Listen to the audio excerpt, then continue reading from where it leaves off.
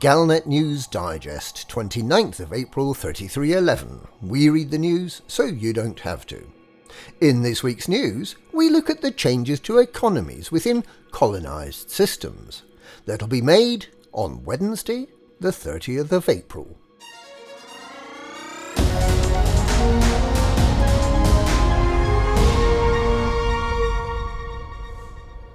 Brewer Corporation has announced that the beta period of the Trailblazers colonisation initiative is coming to its end.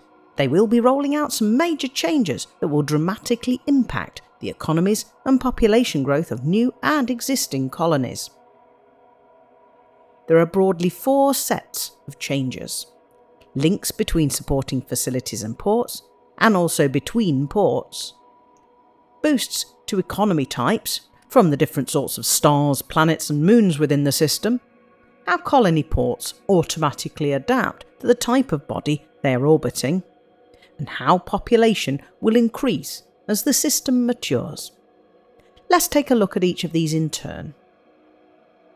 As a system architect, you can build a variety of constructions. For the purposes of the system economy, these can be split into the facilities that create things and the facilities that sell them. The facilities that create things are settlements, installations and hubs. Some settlements have their own markets, but these are the equivalent of a farm shop, and most of what's produced still gets shipped off to market. The marketplaces are the ports, which includes outposts, starports, that's Coriolis, Orbis and Acellus, asteroid bases, and the 2 sizes of planetary port. There are 2 sorts of supply chain: settlements, installations and hubs on or around a planet will automatically form strong links with local ports, ones that are on or around the same planet. They'll also form weaker links with ports elsewhere in the system, so every facility in the system will be feeding the markets in all the ports to a greater or lesser degree. These links will affect the supply and demand for commodities and will also impact on the shipyard and outfitting stock in ports. Let's look at strong links first. If there is more than a single port on or around a body, strong links will also form between the ports. If there's a planetary port and an orbital station, all the facilities on the planet will form strong links to the planetary port, and that port will then itself form a strong link with the starport, passing on the economic benefit of the facilities. If there are several orbiting starports around the same body, the supply chains from local facilities will flow to the highest tier starport. If there's more than one starport at the same tier, the oldest one gets the trade. The lower tier starports will also form strong supply chain links to the higher tier and older ports. So, for example, outposts, Coriolis and asteroid bases will supply goods to Orbis and Acellus starports. So, the oldest port at the highest tier should be the best place to buy and sell commodities and should also have the best shipyard and outfitting. Weak links connect facilities in other parts of the system to each port. They have less effect than a strong link, but it does at least mean that that space farm you built round the star will now be able to supply produce to all the planetary ports and orbital starports in the system. Facilities can have strong links to local ports and weak links to the ports elsewhere in the system. Facilities do not link to one another, they only link to ports. This means that starports in a system will generally have a mixed economy, made up proportionately of the output of the facilities, the settlements, hubs and orbital installations. Anywhere in the system, the mix of commodities and outfitting options will reflect this. It sounds complex, but the effect should be a lot fewer biowaste factories and richer and more varied economies. Helpfully for system architects, the strong and weak links that already exist and that will be created will be displayed when a new construction is being placed. Links between existing facilities and ports will be created on the 30th of April.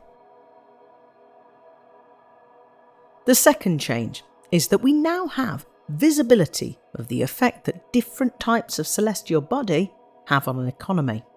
It seems self-evident that an Earth-like world will deliver a higher agricultural output than a distant icy body.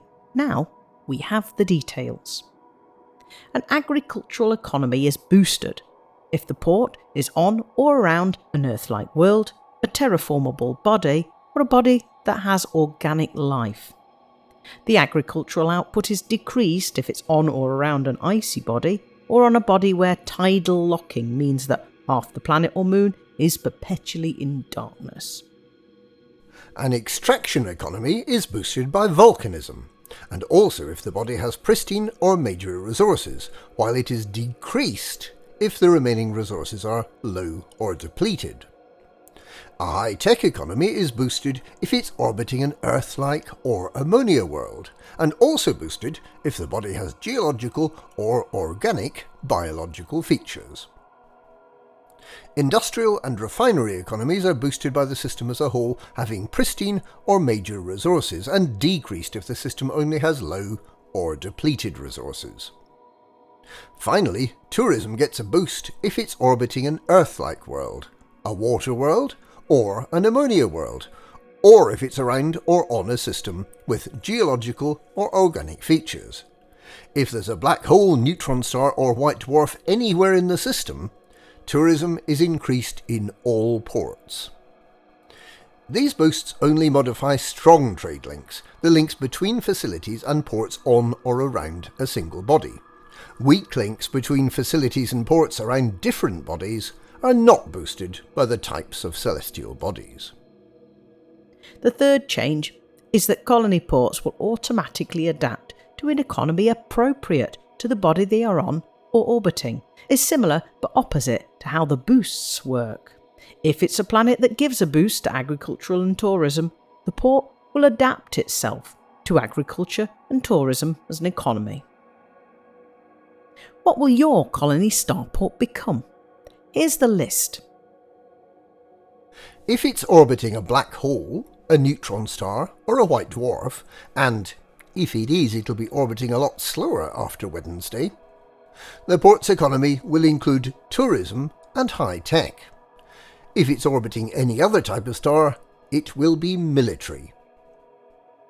A port orbiting an Earth-like world will have an economy split between agriculture, high tech, military and tourism. Sounds lovely. If it's round a water world, you get the agricultural and tourism, but not the high tech or military. Whereas if you build your port around an ammonia world, you'll get the high tech and tourism without the agriculture or military. Gas giants of any flavour give you a high tech and industrial economy, while high metal content and metal rich worlds both give an extraction economy. Rocky worlds provide a refinery economy, and ice worlds mean industrial. Rocky ice worlds give you both refinery and industrial. There are additional modifiers that stack with the body type to give the eventual economy type for colony ports and stations. If there are rings round the planet or an asteroid belt round the star where the port has been built, the port will also have an extraction economy. So, if it's orbiting a neutron star with an asteroid belt, if such a thing exists, the starport will be high-tech, tourism and extraction. If the planet has organic biological things living on it, even if it's just bacteria, you have agriculture and terraforming added to your port's economy, while if you have geological features, you get extraction and industrial. So, for example, starports orbiting a rocky planet with stratum tectonicus and fumaroles will have an economy split 5 ways, between refinery from the planet type, agriculture and terraforming from the organics, and extraction and industrial from the geological features. The production of facilities is directly linked to the population of the facility. So it's good news that the fourth change that Brewer is making is to allow populations to increase faster and to higher levels than before. System architects should notice an immediate population increase, with population continuing to increase each week, normally on Thursdays. Growth should be rapid at first, but it will slow as the maximum population of the system is reached, so it should be easy to get economies established and productive quickly, with significantly improved production of commodities. Self-sustaining economies in deep space far from the bubble should now become achievable. The maximum population in a system depends on the facilities and ports. In only slightly related news, and to kickstart another sort of economy, from Wednesday, system architects will be able to buy paint jobs to customise their starports. This applies to orbital outposts, asteroid bases, Coriolis, Ocelis and Orbis starports. Planetary ports are not included and will remain drab and featureless for the time being. We can only wait with trepidation to see what colour schemes will be available. And that's this week's Galnet News. Galnet News, we read the patch notes so you don't have to.